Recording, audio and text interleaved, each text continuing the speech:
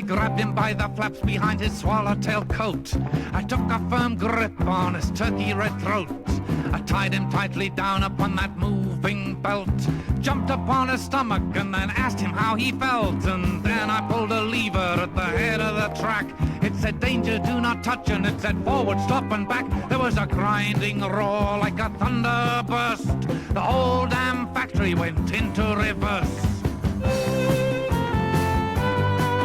The directors and executives and high-powered reps, there was nothing they could do but follow in their master's steps. They climbed aboard behind him looking pale but dignified, started bouncing down the rollers on that long last ride. The chairman of the board, he got a first-hand look at an overhead gantry with a 100-weight hook.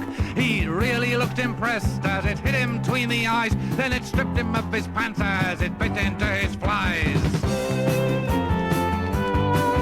The next attraction had him on a mobile jig, while a suction pump digested his carnation and wig. It's reciprocating action from a piston underneath. Dislodged his contact lenses and the gold from out his teeth. Well, then it introduced him to a multiple punch, and he got a burst of rivets in the belly for his lunch. Then a rack and pinion trolley hauled him out through the top, past the recreation centre to the paint spray shop.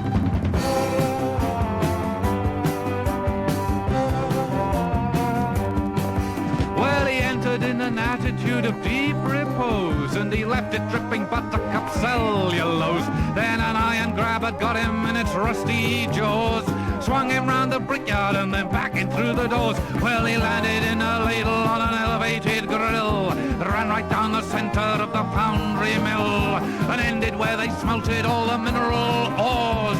White hot bubbles and furnace roars.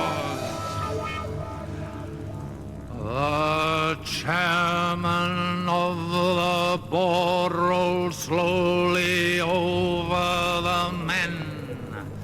His legs were folded backwards like the knees of a hen.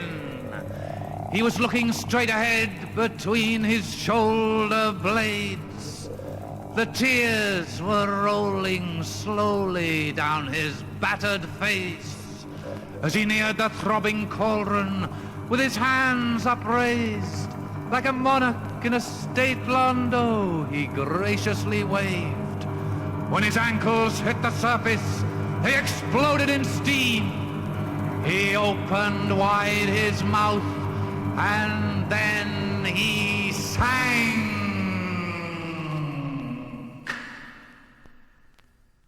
When the cheering had subsided, I was stuck behind a shelf, and the whole damn factory was dismantling itself. I watched the long assembly line and track disintegrate. I tried to find a lever, but I got there too late. The machinery methodically just took itself apart. The engine shed, the packing plant, the ventilator shaft.